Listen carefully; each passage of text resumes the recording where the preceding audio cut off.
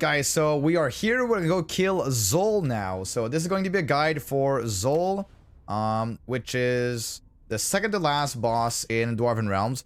So you get this one by getting, if you watch my previous video about the Elven Capital runs, you'll see that you can get some Foragers, Relic of the First Forgers, to be able to craft keys to the world of the Lost Forger. So this is where you do this, you craft these, and then these are going to give you access to Zol. Zol is this dungeon here, Zol Forger of Worlds. But I want to show you something that, if you don't want to waste your keys and take a look, sneak peek at the boss fight in the Underrealm here, which is located near to, next to the dummies in town. Enter the Underrealm.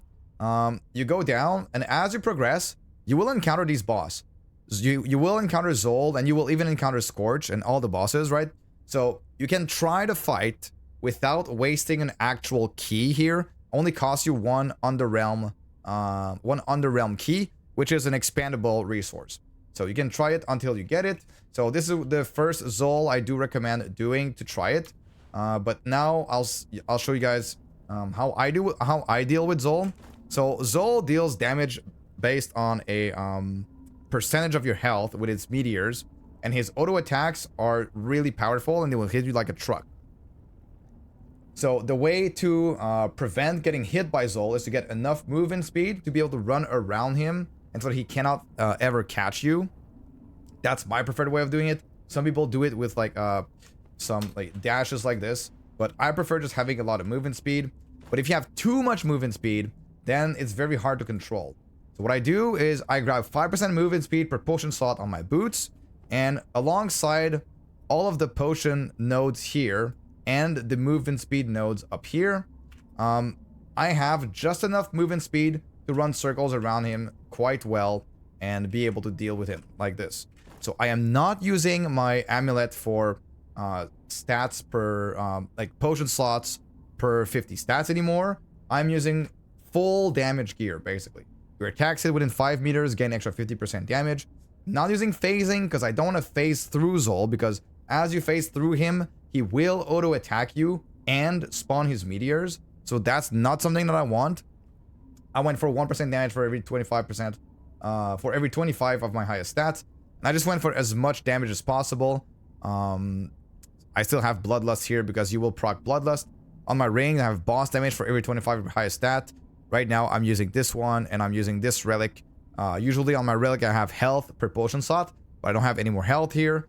That's why I'm using just like a good wisdom percent and wisdom relic.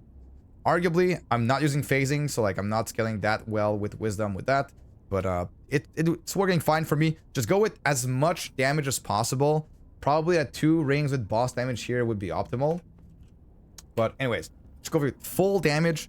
Don't care, you're not gonna get hit. And you just go here. Enter. This will consume a key.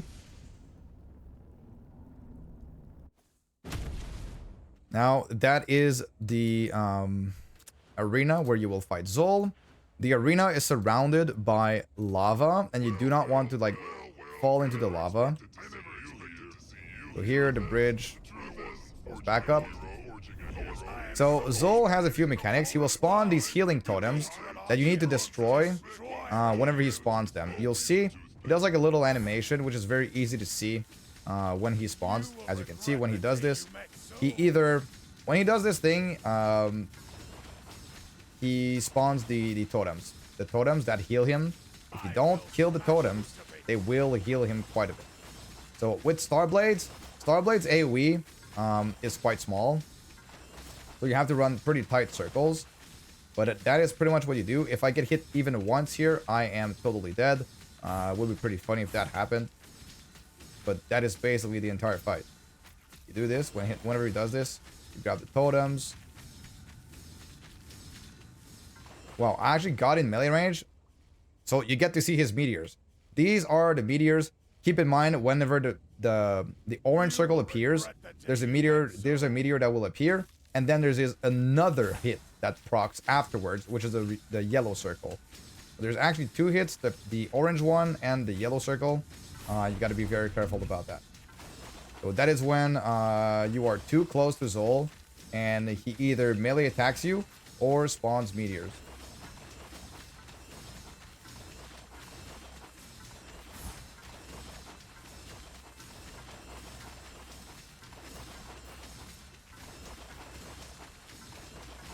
I don't have like a crazy amount of damage here for Zol.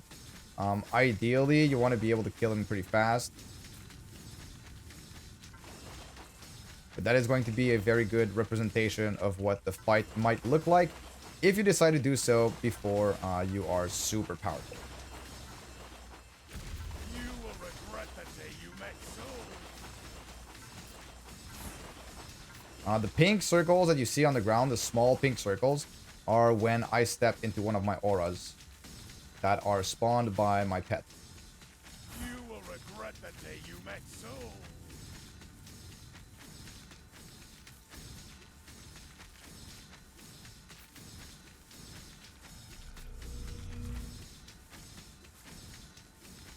So there are skills that are more, that are easier to kill him with.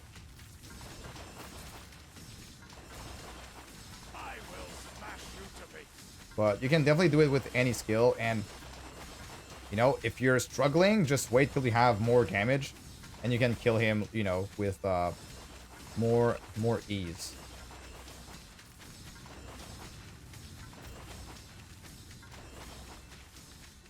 Okay, that is quite a long fight. I think I'm in here a little bit too early. I'm gonna wait a little bit before I come back here. Gonna wait till I have more damage. Typically, you would want to come in here with, you know, enough damage to kill him within, I don't know, maybe like 1 minute. 2 minutes, maybe. Just to be efficient with your time.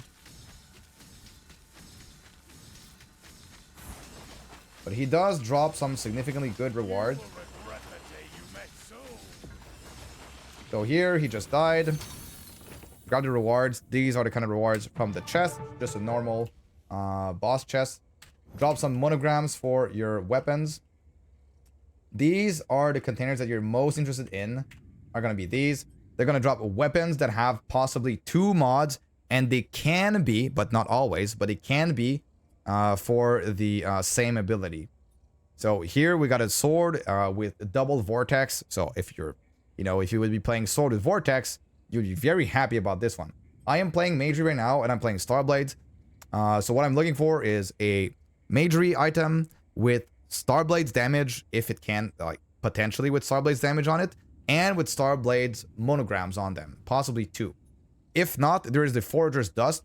This thing is used to, if you've played Last Epoch, it's kind of like the legendary potential system, but if you have not, you would basically take a purple item, and then you can infuse a regular item in it, and it will grab 1 stat from that item and put it inside of the purple. You can't do it on weapons, but say for example, also the place that you craft those is in the catacombs in the secret room. You can go check out my guide for the catacombs as well. But let's say that I want to infuse this gauntlet. I could infuse any other piece of gear. For example, I could infuse this bracelet into this glove, and it would grab 1 of 4 stats, either armor, magery damage, wisdom, or wisdom bonus, and it would just add it straight onto this pair of gloves. Very, very OP system to scale your character even further. So let's see what we have here. We have lightning beam and magery. Not interested in the other things. And we have magery, rain of flames, and static charge. So I'm not interested. Forager's Dust, very, very, very important to grab if you're not grabbing anything for your specific weapon.